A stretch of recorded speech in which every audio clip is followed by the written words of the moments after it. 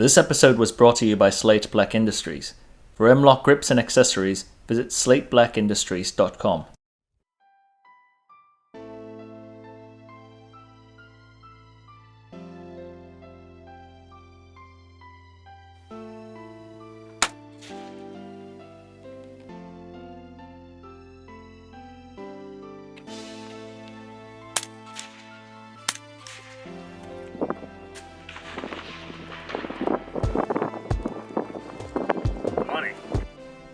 Welcome back to 9-Hole Reviews. A while back, we released our classic review on the Mk12, where we discussed the rifle's development and initial implementation. We also included a fairly comprehensive accuracy test, where we took multiple representations of the Mk12 from probably two most widely available commercial versions of the Mk12, that being BCM and PRI. And we tested them with a wide range of match-grade ammunition, both suppressed with the AEM-5 and unsuppressed as well. We knew that the group sizes that we were going to be posting to represent what we were able to achieve were a bit larger than, well, what most other people post when it comes down to Mk12 groupings. And since that video has gone up, we've had good conversations with some very skilled shooters who have in some cases echoed our findings and in other cases perhaps not. So what we decided to do was to give the Mk12 just another quick look to see if our test was still maintaining its level of accuracy with a brand new 2020 complete factory PRI upper.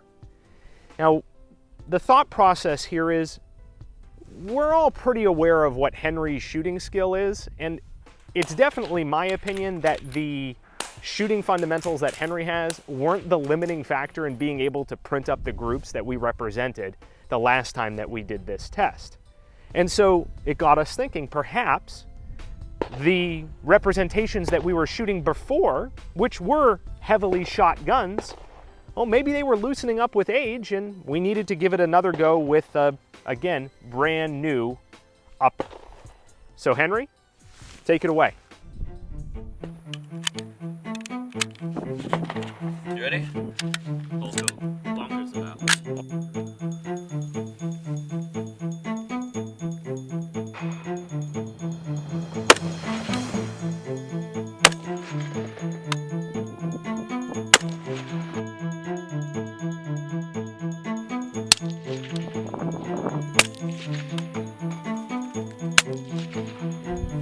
Let's do it. Okay, audio's on, let's go. We just finished shooting, just got my audio rolling, so this is entirely organic. We're looking at exactly what we just saw. This is the IMI color group. What does this tell us? Suppressed up top, unsuppressed on the bottom. Right now we'll put the group size right here because I don't have my calipers with me. What I do see, however, if you're looking at the 80% grouping of these two groups, the point of impact did not shift. However, by using the suppressor / moderator, we're able to tuck in some of the inconsistent velocities or projectiles that were coming out. So it was able to tighten the grouping without a point of impact shift. Now, this is pretty close to what we saw, I believe what we saw with the PRI. We'll roll some B-roll of what we saw of the PRI shooting the color box right here, so you can see afterwards. Now let's go look at the venerable Mk262. This is the PRI's grouping. You can see suppressed on top, unsuppressed on the bottom. We'll put the group size on the side. It does appear that the suppressor had shrunk down a lot more of the 80% of the grouping.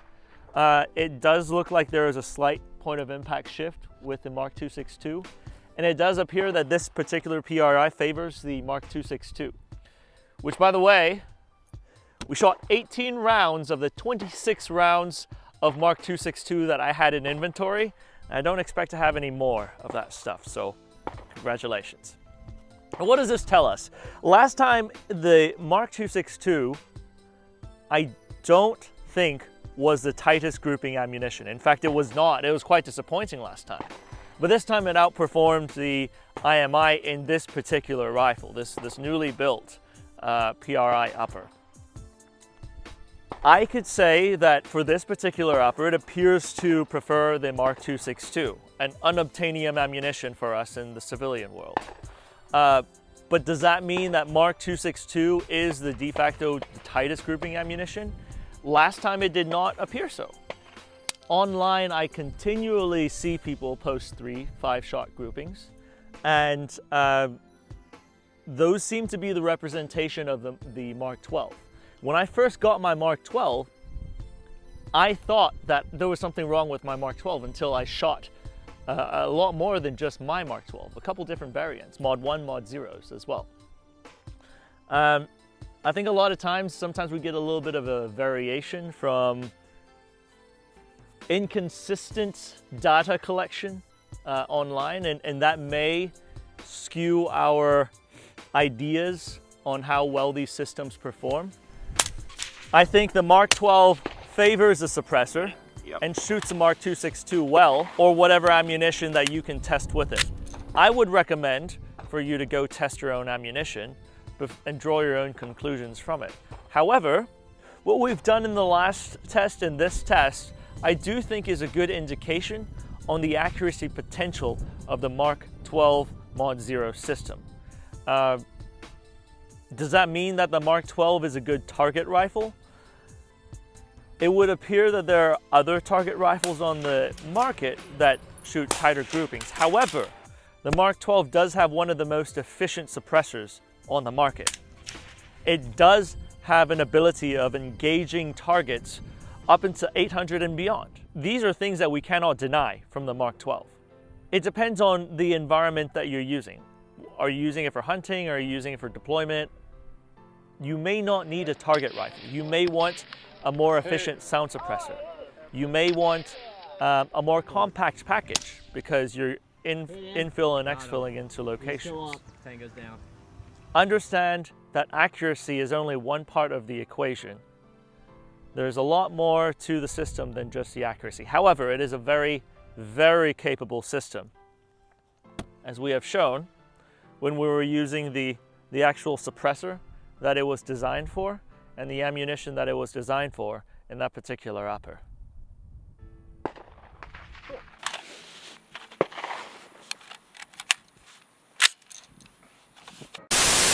Subscribe to our newsletter at slateblackindustries.com, where you can get updates on 9-hole review publications and access the practical accuracy scoreboard to help you argue with people on the internet on which rifle performs better on the practical accuracy course. We maintain this newsletter to be majority gun content, with 9-hole reviews updates per every email, with less than 33% marketing content. Subscribe today on slateblackindustries.com. 716 is Steel 96, 4 Vic, 8 packs, Redcon 1, green to green, how copy, over. Steel 96, this is 716, roger, over. 16, Steel 91, 1 pack,